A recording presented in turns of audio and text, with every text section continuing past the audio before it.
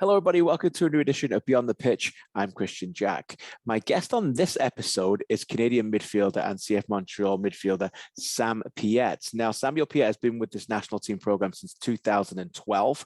And as ever, my conversation with him was fascinating. Sam's become a father recently, and that obviously has changed his life. He's still only 26. And I think when we speak to players like this now, it is a fascinating insight into what was and what is now and what is to become. Now, Sam talks in this interview about what was before, maybe not necessarily wanting to focus too much on it, but also being that kind of pillar and that leader to the younger players who can make sure that things like that in the past didn't necessarily happen and move forward. I spoke to Sam recently before he joined up with the national team camp, but as they get to fly to the United States for the second match of the CONCACAF World Cup qualifying group, I thought it was pretty important to play this interview because Sam was most likely going to play in that game. In fact, on Thursday evening at BMO Field, he was stood right in front of me as he was warming up throughout the game, and I always felt we probably weren't going to see him in that match. Now, it didn't necessarily go Canada's way. They didn't get the 3 points. There was some progress there in the second half, but yeah, Canada got the point, and so did a lot of other teams in CONCACAF World Cup qualifying through match day one, and they now head to Nashville. So here is Samuel Piette talking about the culture, what it's like to be a father, adapting a little bit also by not necessarily playing as many minutes for club and country, but also understanding, and it's clear understanding that he's got an enormous part of those groups a bit away from the pitch as well as when he's on it as well. I expect him to be involved against the United States, and he also tells some great stories about what it's like playing them and trying to get revenge for past results. Here is my discussion with Samuel Piette.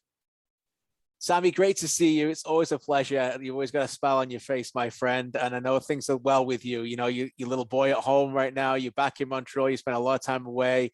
Montreal's doing well. Canada soccer games coming up. Life must be pretty good for you at the moment, my friend. Oh yeah, for sure. Just the fact, to be back home in Montreal, that's a massive relief, obviously, being able to spend time in my city with my family, being able to train here, at Centre Montreal, playing games at Stade Saputo with fans too. No, it's obviously a very good moment for me. The team is doing well too, so couldn't really complain, to be honest. Team is doing really well, and good milestone for you recently, 100 starts for the team as well. That's significant, isn't it? I saw your tweet, and it's not lost on a young boy for Quebec to come and do 100 starts for a team like this. Yeah, I didn't know it was my 100th start. It's right before the game. I did a little interview for the club, and then the guy who did the interview congratulated me for my 100 start. So I was a bit surprised. Oh well, thanks. I didn't know. Yeah, no, it's obviously a massive honor. It's something that you don't really dream when you're young. You just dream of playing football, professionally. You just dream of playing for your hometown. And then to play 100 games and have 100 starts, it's incredible. So it's, like I said, a big honor, but obviously, I'm not satisfied. And obviously I'm going for the next 100. Why not? Yeah, why not? So how are you physically? How are you mentally? How are you within your own game right now? Because as you said earlier, there's been a lot of challenges thrown everybody's way, but you played in the States last year, you played in the States for the majority of this year. You've been with the national team. There's not been too much continuity in your life on and off the pitch. How are you feeling at the moment? No, I'm good. Honestly, I'm in great shape. No injuries. Physically, I'm fine. Obviously, I'm playing less minute than what I'm used to play. In the past years with Montreal. Same thing with the national team. I didn't have, a lot of minutes like obviously I wanted to, but at the end of the day, you just want to perform every time the coach calls you. So. Like I said, no injury. Physically, I'm fine. Always ready to go. And can't really complain. I'm physically fine and looking forward to what's coming for me. Here we go. Let's talk about what's coming. The World Cup qualifiers are here. And this is no disrespect to the other games, Aruba, Suriname, they're special. World Cup qualifiers always with the special word World Cup attached to them. Yeah. But this is pretty special, is it not? This is a different level. This is the final level of CONCACAF World Cup qualifying. And it's going to be all hands on deck. You're all going to be needed. Massive games in 3 games in different international windows. You must be so excited to get back with that group and play these matches. Yeah, no, really, really excited. We did really well, like you said, in the previous stage for the World Cup qualification. And then we had the great run in the Gold Cup where I think we surprised a couple teams and you know, a good amount of people. So that was great. But obviously, you know, the final stage, 8 teams left, 3 qualifies automatically. You know, we're closer than ever to reach that World Cup, you know, that everybody dreams about. So, you know, playing those big teams too, it's gonna be special. We're able to play games in Canada too, which, you know, it's been a while. So no, really excited and looking forward to these games.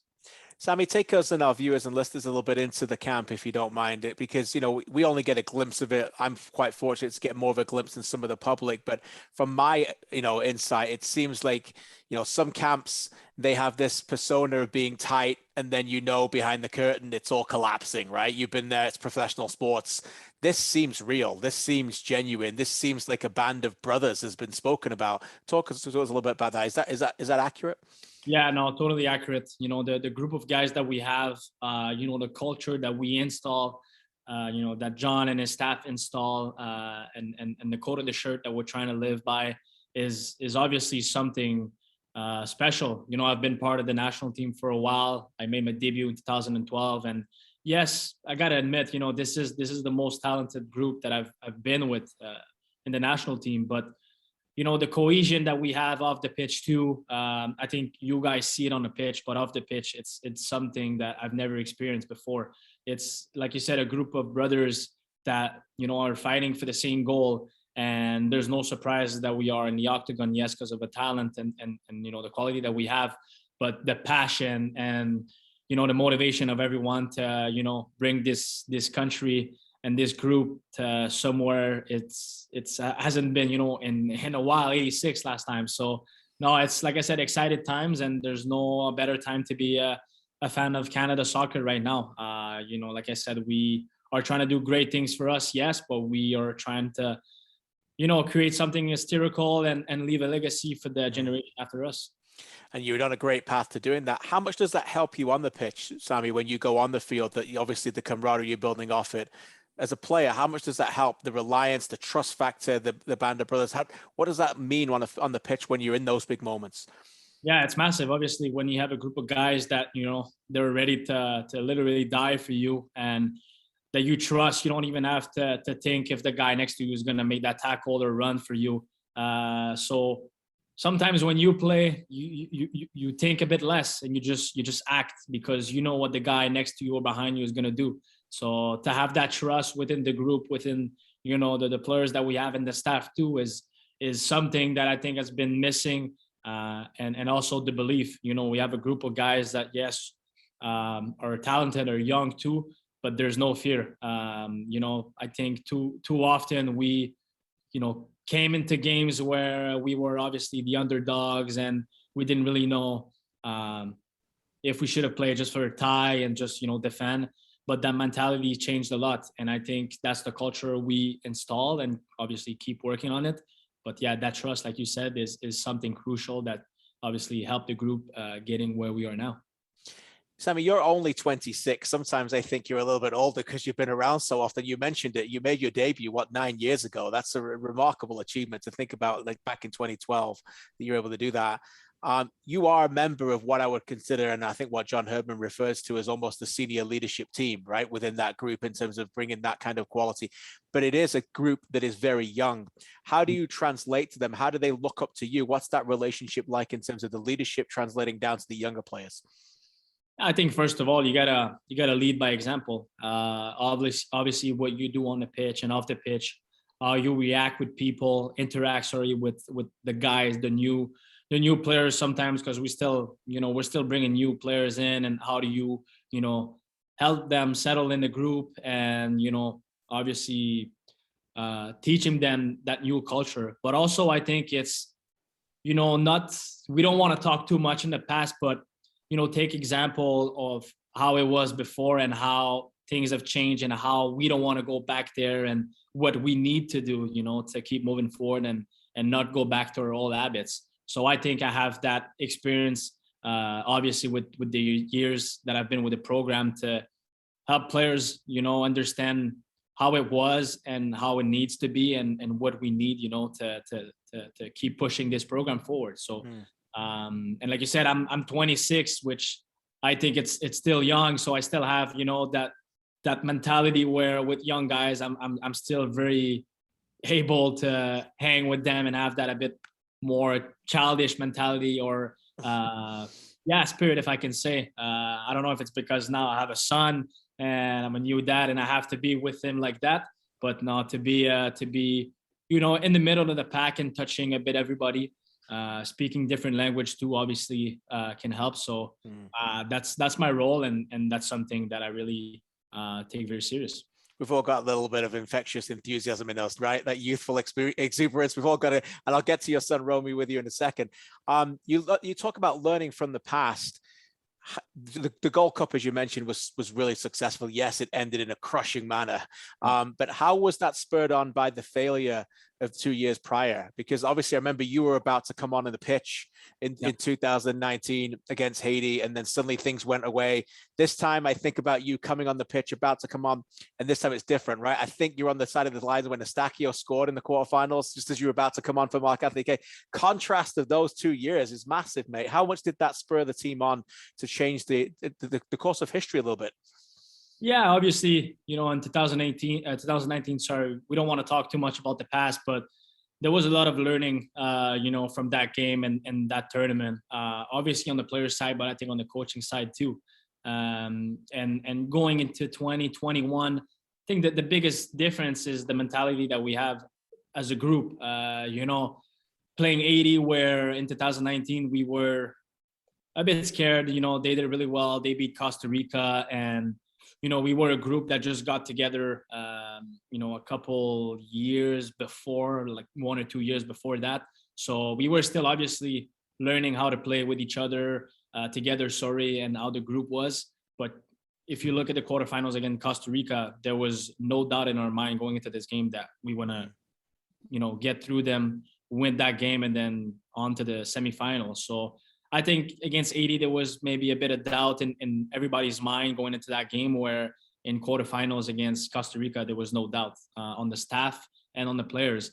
And like I said, that mentality that we don't fear anyone now is the biggest shift. And that's what we need, you know, going into these big games in Octagon. So there was a lot of learning, like I said, and there was a lot of, I would say, just realizing how good we were too, you know, the players that we had, and realizing, well, you know, we have a guy who just won the Champions League. We have a guy who finished one of the top scorers in France, players, you know, performing really well in MLS. So I think we got, you know, aware of that, and also that helped us become a better team.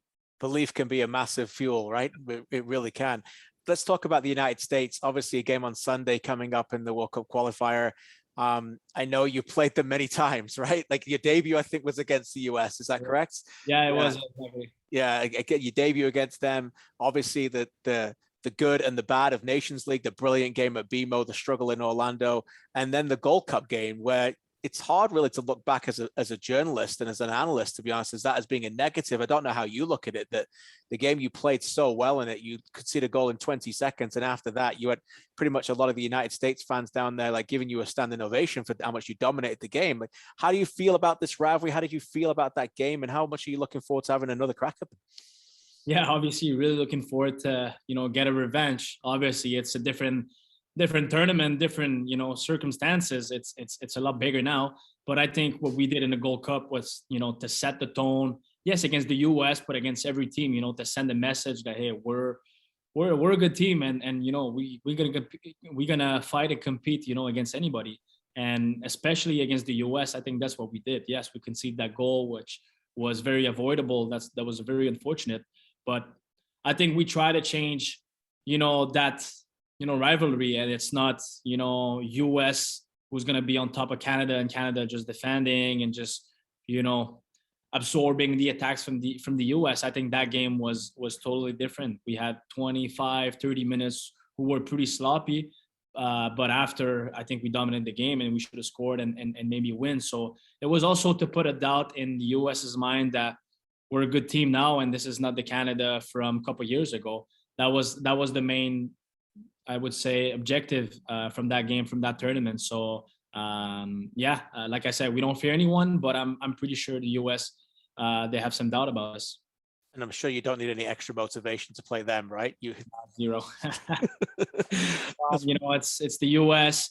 You face guys like I play with Montreal, obviously, in the MLS. You face some guys that are in the same league as you. Some guys from our teams are facing other players, in their own leagues.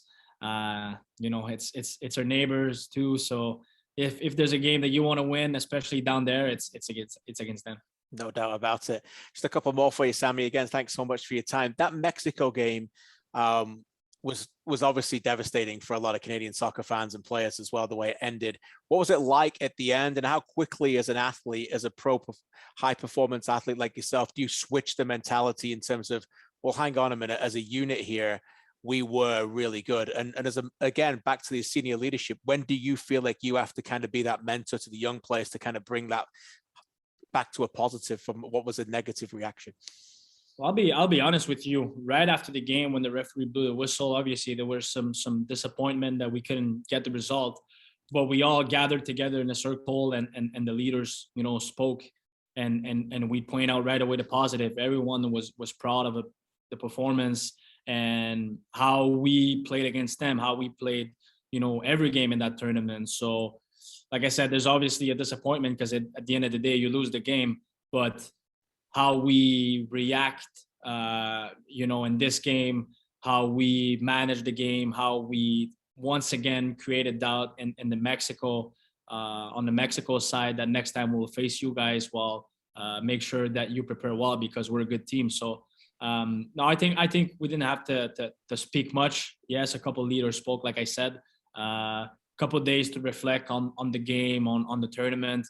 But you go back to your club and it's a bit of a different environment, and you gotta do that switch pretty quick. Obviously we will review some points that needs to be worked on against Mexico or throughout the tournament in the Gold Cup. But I'll be honest with you, we were pleased and happy with our performances, and I think that's with reason. And does that come a little bit from obviously maturity with yourself and just reading the game, but also from your coaching staff? What's the tone set from John and his coaching staff, Mauro Biello and others? It's seeming like that they've made a big impact on this culture. Yeah, they did. I've only had, good words for John and his staff. The culture, like I've keep repeating myself, sorry, that they've installed. And, that's a massive part of how we are as a group. But once again, right after the game against Mexico, the coach didn't need to speak. It was the players who took, ownership of that group. And I think that's what John wants. At the end of the day, he's the man on the sideline and we're the players that are playing. And if you're able to take ownership and, take responsibility on the pitch to guide, obviously yourself, but your teammates, I think for the coach, his job is done really well.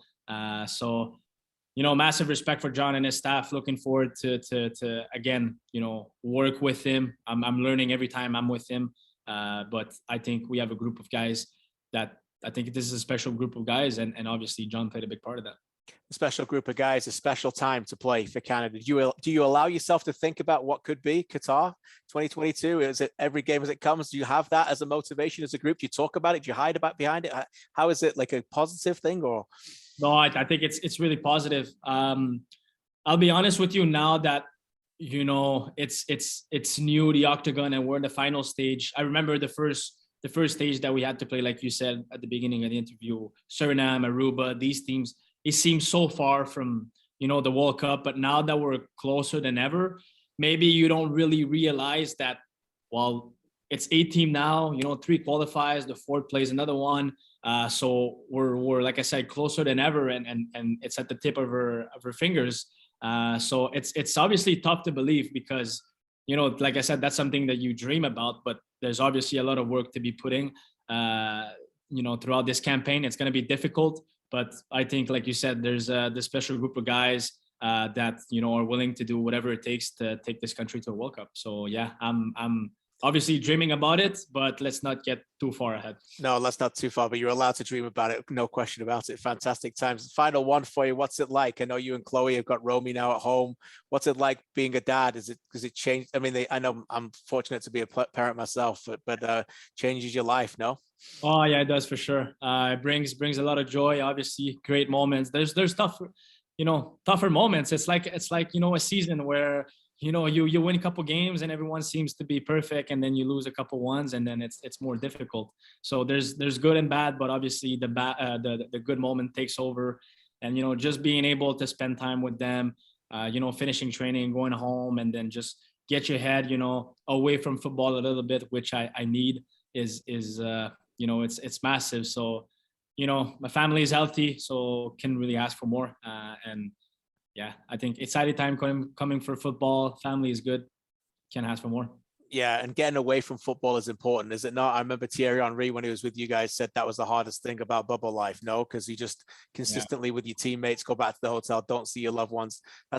For everybody, it's that downtime's crucial, Sam. Oh, it is for sure. Especially for me personally, that's something that I really appreciate. Yes, you work in the morning, you work for a couple of hours, you focus on football, but when it's time to have a downtime where you need to think about other stuff, for me it's important, because it helps you focus more when you really need to be focused. So to have that, right now, being home with my family, friends too, it's something very different than what we've experienced beginning of the season in Fort Lauderdale, last year in New Jersey. But it's something that I don't really take for granted now that I've experienced the tougher moments. And yet throughout it all, you've always had a smile on your face. One thing I always appreciate you, but my friend, look, Canada is blessed with a ton of midfielders. You alluded to it earlier, the fight for minutes right now, but you're an enormous part of that. You are a true pillar of what the Canadian Soccer Association and the men's side are trying to create. Congratulations again on a fantastic 2021. All the best for the Canadian World Cup qualifiers as well. It's an exciting time. Thanks again for spending some time with us, Sam. Of course, KJ. Always a pleasure, and thanks for having me. Always a pleasure talking to you. Always a pleasure indeed. My thanks again to Sam Piette, a true great leader in that national team program, as well as his club and for his club as well in CF Montreal. What a great guy. I loved how he talks about continue to adapt in that new culture, that no fear attitude, much like some of the other interviews where they talked about always believing they were going to beat those teams like Costa Rica. And you can sense again that he's going to be a major part of this game on Sunday against the United States. I also just loved how he talked about the fact that a lot of his teammates were really just getting together as friends now, and again, the camaraderie is there. And the other thing, what I liked about him was when he said that this now feels real, and no disrespect to the other games, the Surinams, the Arubas, those games, even the Haiti game, it felt a long way away from Qatar 2022, but here we are now in the final round of the CONCACAF World Cup qualifying, and even the players are starting to feel that it's real as well. A reminder, post-match on Sunday, immediately after the game, you can join me and some of my colleagues from OneSoccer, as well as the Canadian Premier League Newsroom podcast, as we recap the game live. That's right. We want you to be involved and actively ask questions. We will be on and streaming that game, streaming the post-match game analysis and thoughts as soon as that game is over in Nashville on Sunday night. So join us online for that, and we'll see you then. Have a great weekend, everybody. Stay safe, enjoy the games. God bless, and take care.